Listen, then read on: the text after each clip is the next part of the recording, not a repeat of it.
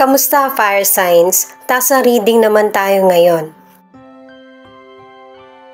Alamin natin kung ano ang daan patungo sa tagumpay, sa career at financial.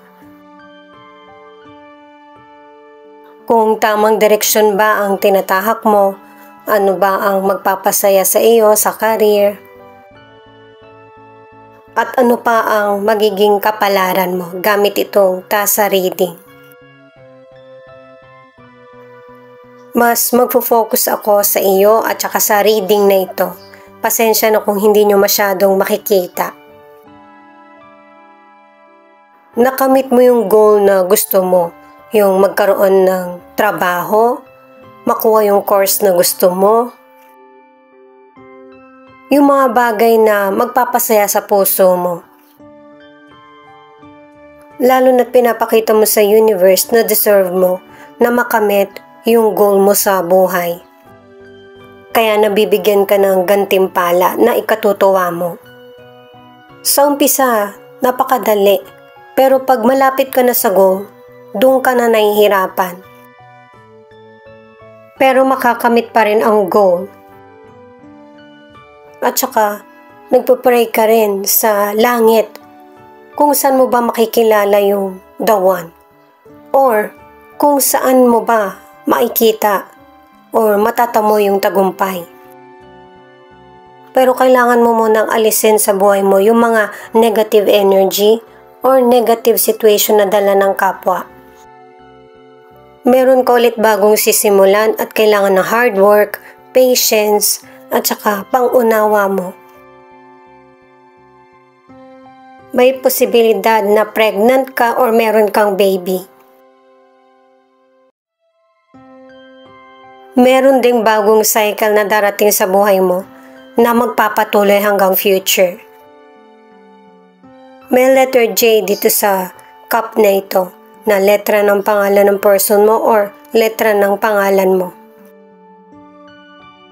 Magtiwala at maging proud sa sarili na yung mga hadlang na dumarating sa buhay mo ay naisasaayos mo ng tama.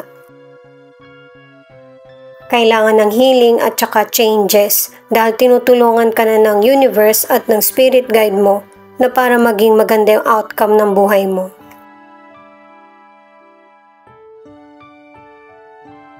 At saka maraming muka dito sa tasa mo. Kanina ko pa napapansin.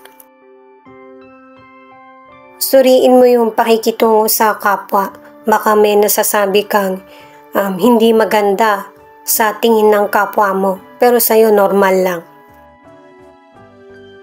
Meron ding person na nangangailangan ng atensyon mo. At saka, kailangan mo rin pahalagahan yung sarili mo. Huwag mong aksayahin yung oras mo sa mga taong hindi ka naman pinapahalagahan. Kumilos ka para sa tama at sa naaayon sa gusto mo. Marami kang goal na makakamit lalo na sa career, sa negosyo, at saka sa financial. Pero kailangan mo din bigyan ng pansin ang emosyon mo at saka ng kapwa. Kunin ko na itong 4 na cards. Itong mga cards na to pinapahiwatig na kailangan mong balansehin yung sitwasyon mo para magkakaroon ng hustisya. Yung mga bagay na tingin mong nararapat para sa iyo. At sa pagkilos mo, yung universe ang mag-a-adjust para mabalanse yung buhay mo.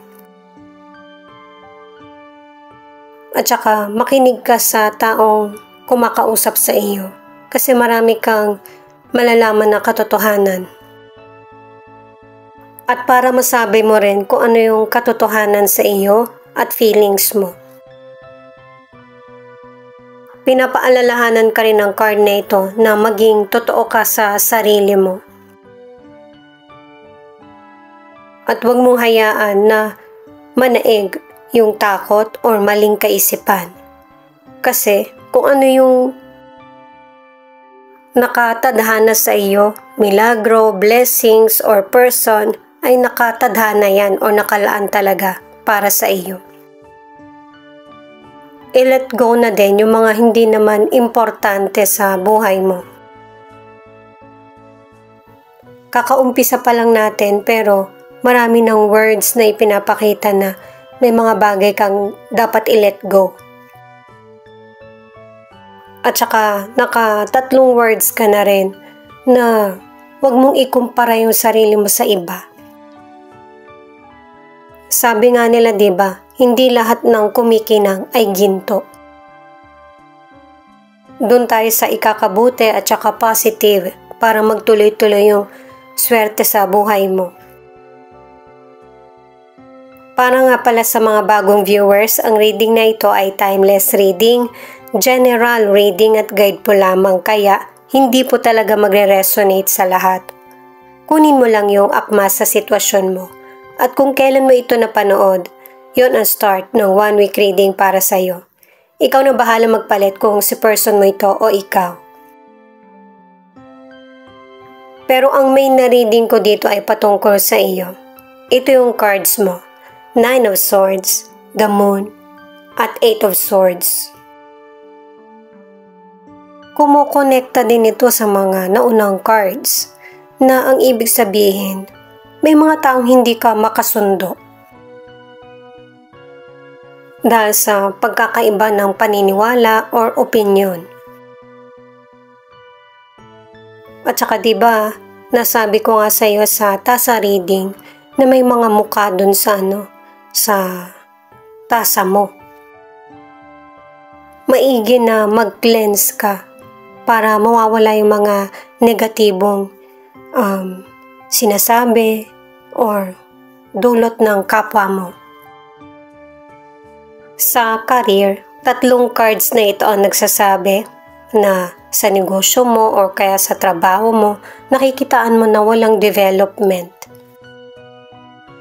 At seryoso mo itong pinag-iisipan, lalo na't ang ilan sa inyo hindi ka masaya sa trabaho mo.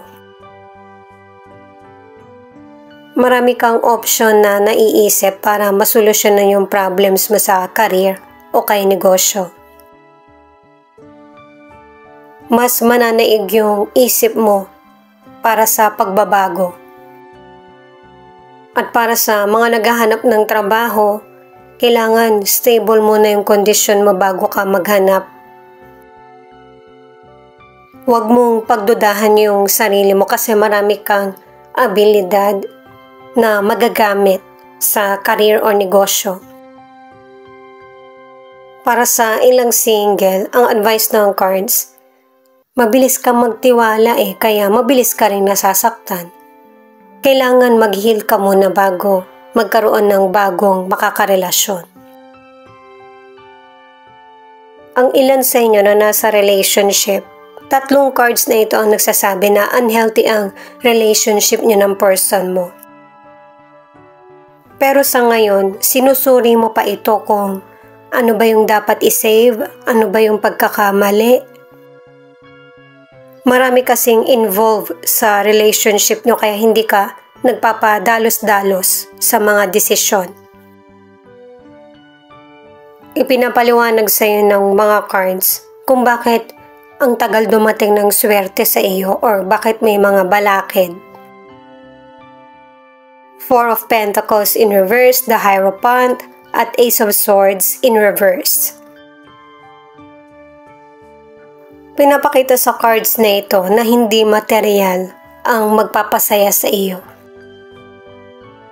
Kahit sa mga cards na ito, pinapakita yung let go. Nakailang words ka na.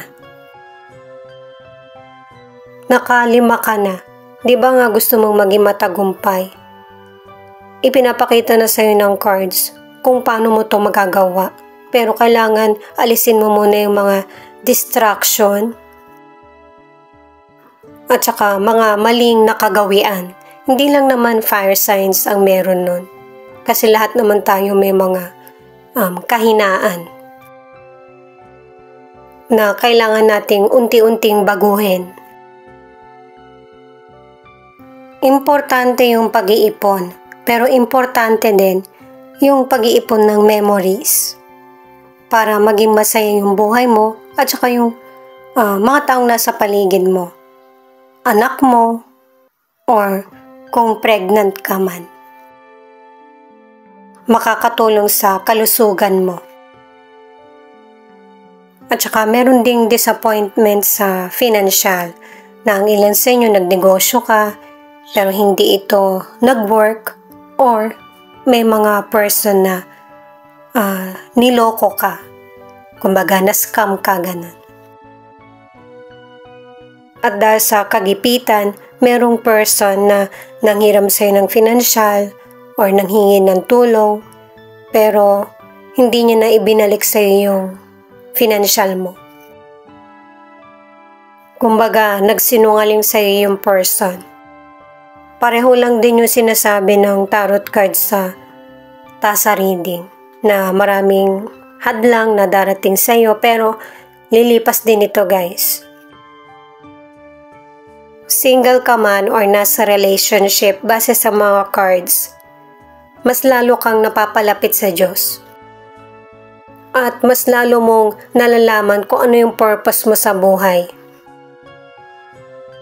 Sa mga single, alam mo na din kung ano yung relasyon na gusto mong magkaroon sa future. At saka maghinay-hinay din sa pagkilala sa person para hindi ma-misinterpret yung mga actions mo. Sa mga nasa relationship, mas i-apply mo yung improvement sa sarili kaysa sa relasyon. Lalo na't nakadalawang cards ka na para sa pregnancy. Ang iba naman magkakaroon ng bagong cycle na sisimulan. Ang ilan naman ay nag-iisip ka na hiwalayan na lang yung person mo pero sa ngayon hindi mo pa to ginagawa. At nakikita ng universe yung pasensya mo at saka yung paniniwala mo sa kanya. Naka-3 cards ka na merong magandang resulta yung pagtitiis mo. 2 of Cups, Ace of Cups, at Page of Cups. Diba sinabi nga sa mga naunang cards na imbis na financial ang ipunin mo ay yung bonding ng family or sa person mo. Kasi yun yung paraan para maibalik yung dating mainit yung pagsasama. At saka, kung ano yung nakagawian nyo ng person mo sa nakaraan, gawin nyo pa rin ito. Halimbawa, yung budget nyo hindi naman kaya, edi sa mga simpleng date lang. Maglakad na magkasama, yung may time na magkasama kayong dalawa. At saka pareho kayo ng person mo na nag-hold on sa relationship kasi meron kayong anak or baby. Ito na yung simula ng blessings at saka contentment na darating sa buhay mo. Ito yung bagong cycle na pang mas matagalan. Sa kalusugan, dahil sa pabago-bago yung panahon, ay magkakaroon ka ng illness. Pwedeng sipon o kaya ubo. At saka naka-4 na words ka na para sa pregnancy o kaya baby. Ang ilan sa inyo ay pregnant o kaya nagbe-breastfeed ka. Ang ilan naman para hindi ka makafocus sa kalungkutan, nag-exercise ka o kaya nag-yoga, na malaki ang nagiging tulong para patuloy na healthy yung kalusugan mo. Single ka man or nasa relationship, natututo na yung kapwa mo na i-appreciate ka. At saka hindi naman dun sa person nagmula kundi yun yung ipinapakita mo sa kapwa mo, kaya naibabalik sa iyo. Itong bottom of the deck muna na Page of Pentacles, ito na yung patuloy na progress na mangyayari sa buhay mo kasi nakakapag-concentrate ka na at yung mga plano mo ay nagiging pabor na, nagkakaroon ng development sa career, sa financial or sa negosyo. Marunong ka na rin bumasa sa mood ng kapwa mo, nagiging maingat ka. At saka sinisimulan mo yung buhay mo sa maliit na pamamaraan or solusyon at unti-unti itong magpo-progress. Pinapaalalahanan ka ulit ng card na ito na mag-ingat na sa mga taong manloloko. Mas mag-save ka para sa future ng family, future mo, at saka yung mag-save ng money para makapag-bonding. Pwede na yung simpleng bonding na magiging masaya yung family mo. Or magplano ka na pang 6 months or 1 year na meron kayong magandang pupuntahan. Or restaurant na kakainan.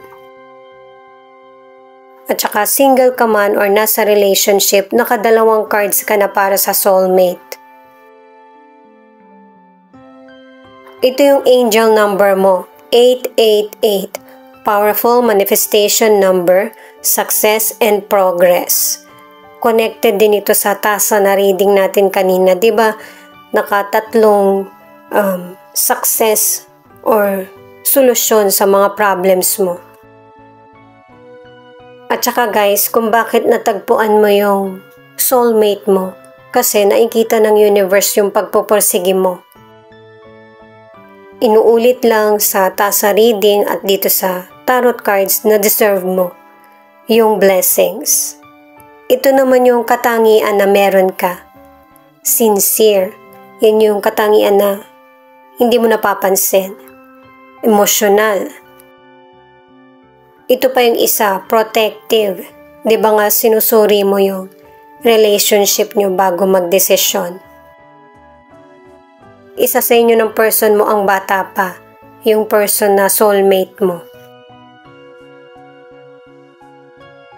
At saka kahit dito ay pinapakita yung pagdadalamhati sa nangyayaring sitwasyon sa buhay mo.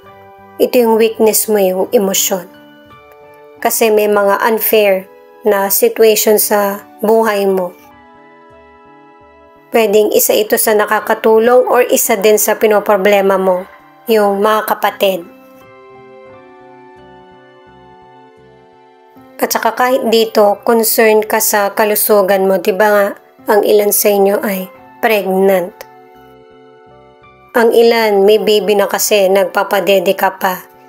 Kailangan mo talagang i-maintain yung health mo, na healthy. Ang ilan naman ay retired na o kaya nawala ng trabaho kasi pinakita rin sa tarot cards mo eh. At isa ito sa nagpapastress sa iyo. Yun bang nawala yung source of income mo? Ang ilan sa inyo nasa ibang bansa. Dagat na yung pagitan sa kung saan ka nagmula. Mukhang ang layo mo. O yun nga talaga, may gap. At saka sikat ka rin. Pwedeng good ang ibig sabihin nito or bad ang dating sa iyo. Pero hindi naman to nagsisink in sa isip mo na ikaw lang yung nakakatulong or marami kang nagawa. Itong date, kailangan nyo to ng person mo na para mapanatili na healthy at stable yung relasyon nyo. Meron din nagpaplano na magbakasyon. Pwedeng itong taon or next year.